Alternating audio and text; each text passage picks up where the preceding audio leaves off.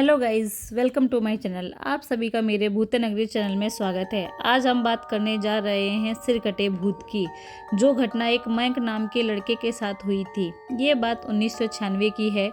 मयंक एक multinational company में branch manager की नौकरी करता था। एक रोज़ मयंक को ऑफिस से घर जाने में देरी हो गई। सर्दियों के मौसम में दिन का समय जल्दी बीतता है और शाम होते होते ठंडी भी हो जाती है। मयंक ऑफिस से घर जाने के लिए निकला। मयंक घर के रास्ते पर चला जा रहा था, तभी उसने आवाज़ सुनाई दी, यहीं रुक जाओ।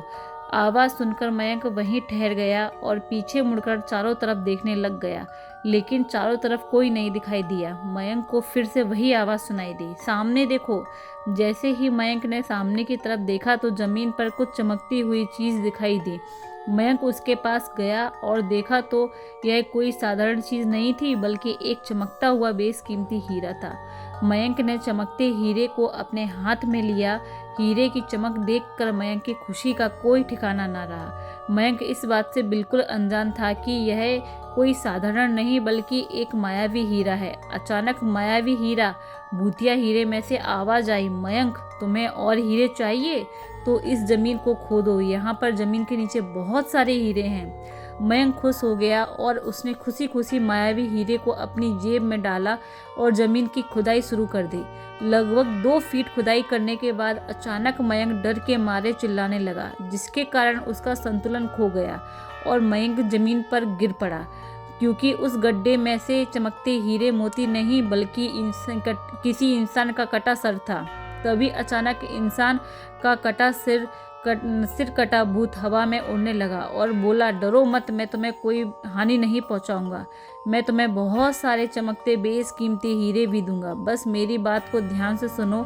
मैं जहां जाता हूं वहां मेरे पीछे पीछे चले आओ। जिसके बाद सिर कटा भूत हवा में उड़ा और जंगल की ओर बढ़ने लगा। लगभग 1 किलोमीटर चलने के बाद सिर कटा भूत रुक गया और साथ में मयंक भी रुक गया। फिर इंसान का कटा सर मयंक से बोलता है, इस जमीन में बहुत सारे बेशकीमती हीरे मोती जवाहरात छुपे हुए हैं। ये सुनकर मयंक वहाँ पर खुदाई करने लगा।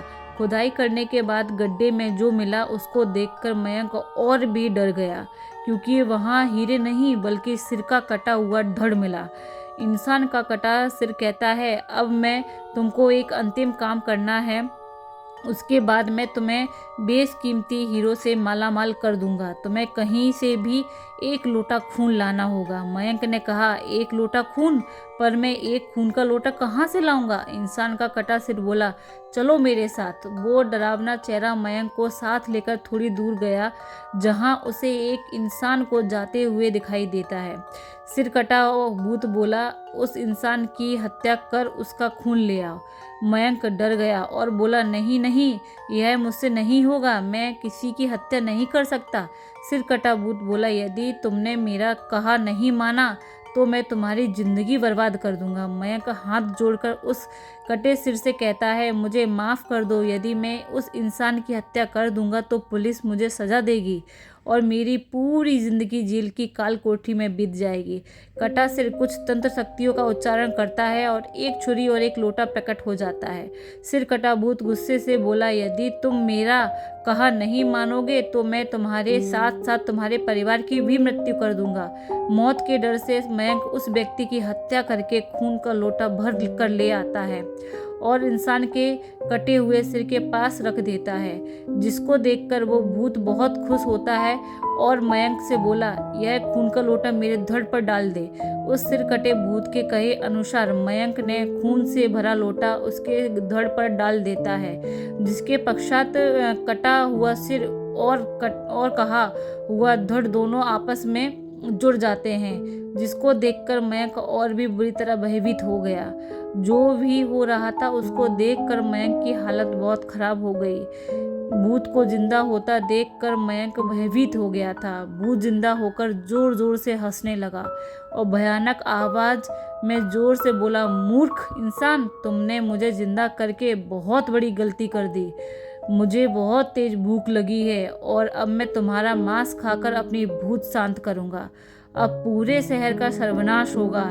यहाँ के हर इंसान में को मैं खत्म कर दूंगा। बुरी तरह से भयभीत मयंक के मुंह से आवाज़ भी नहीं निकल रही थी, जिसके बाद मयंक वहां से तेजी से भागता है, लेकिन भूत ने छलांग लगा कर मयंक को वहीं गिरा दिया और बोला, भागता कहाँ है?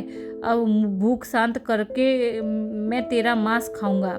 वो भूत जैसे ही मयंक को खाने को होता है, तुरंत उसका सिर उसके धड़ से अलग हो जाता है। मयंक कुछ समझ पाता उससे पहले मयंक को एक अघोरी बाबा दिखाई दिए। अघोरी बाबा ने कहा, बालक चिंतित मत हो, अब तुम उस सिरकटे भूत से सुरक्षित हो। जब तुम खून से भरा लोटा लेकर जा रहे थे, मैं तभी समझ गया था कि जरूर कुछ अनहोनी होने वाली है और मैं तुम्हारे पीछे पीछे आ गया। मैंने अपनी मंत्र शक्ति से उस सिरकटे भूत को मार दिया। अब तुम निश्चित होकर अपने घर जाओ। आज भी मयंक को वह खौफनाक रात का मंजर याद है। मयंक जब भी याद करता है तो वह बुरी तरह से डर जाता है। आप सभी को मेरी स्टोरी अच्छी लगी हो तो प्लीज़ मेरे चैनल को लाइक एंड सब्सक्राइब कीजिए, और आपको मेरी स्टोरी अच्छी लगी तो मैं आपके लिए ऐसी और स्टोरी लेकर के आऊँगी। Till then bye bye.